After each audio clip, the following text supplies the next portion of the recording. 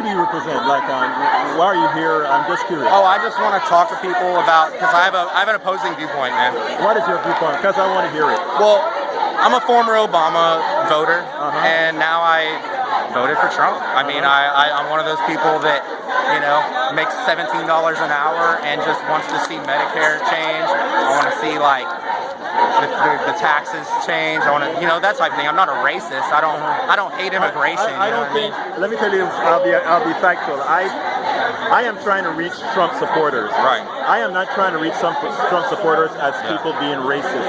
Yeah. I'm looking at Trump supporters as people who were convinced that he was going to make a change for them that I know based on economic... And I see changes happening. Wait, let me finish. You know what I mean? Yeah, but based on the economic theories that I know that what he's saying cannot be realized. Okay. My question to somebody like yourself, right, is, are you willing to entertain that maybe what he is speaking about simply is not true? I think a lot of what he says is backed up by facts.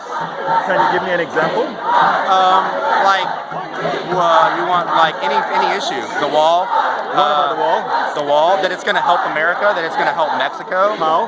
How? Yeah. It's going to cripple the cartel. It's going to help Mexico to become an independent nation again. It's going to get rid of corruption in their government. Let me ask one question about the wall since you brought the wall up. Yeah. Most of the undocumented, do you know how they got here? How they got here? Yeah. Well, I mean, a lot of it's human trafficking, but it's not, you know, what you think. It's not necessarily as bad as you think every time. It's kind of like they have groups that help people get through and stuff like that. Most of the people over here, right, that are not documented, didn't come through the border. Okay. They came on an airplane.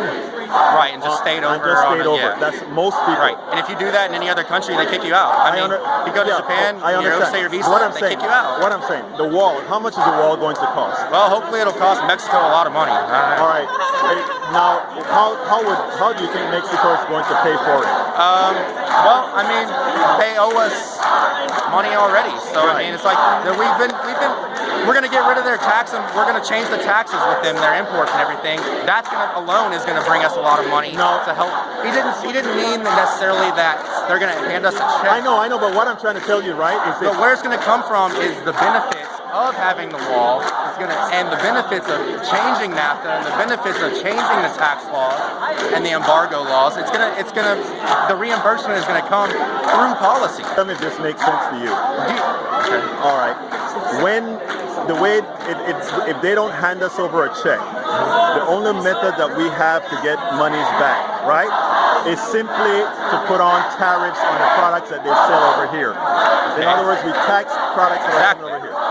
But guess who pays for those products, the tariff on those products? What do you mean? When tariffs are placed on products, which is the only other way to get money from Mexico, it's really going to be paid by the people who buy the product ultimately, which means that the wall is going to be ultimately paid for by Americans who buy the products who have tariffs on the product.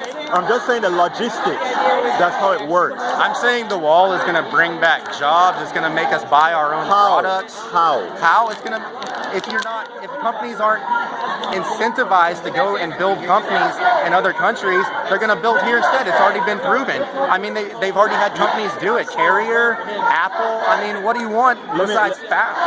Let me tell you what the difference here is. When companies come back to the United States, it's not human beings that they're hiring. Oh, really? To go into the automation thing? It's not a go into the automation thing? No, they've already, you're telling me that the jobs that they're counting as coming back are all automated? No, I'm not saying that.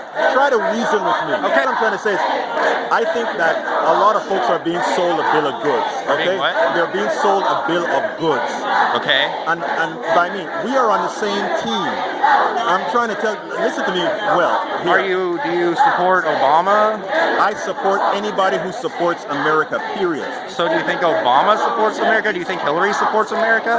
I voted for Obama twice. That's all right, and that's fine. But you keep saying that's fine, but I mean, to me, it really means something because I changed my entire perspective this last election. I was an atheist. I'm now a Christian. I have seen things, I've read things, and I've looked into things to the point. What is your source of information? All different sources of information. I use mostly mainstream media. And if you want to go into like, okay, you want to talk about like InfoWars, because InfoWars is one of the best sources you can go to, and you know why? Because they source mostly mainstream sources. They do write their own articles, but mostly it's pulled from mainstream sources. Same with Drudge. So these are Drudge is the #1 media outlet in America, whether you like it or not.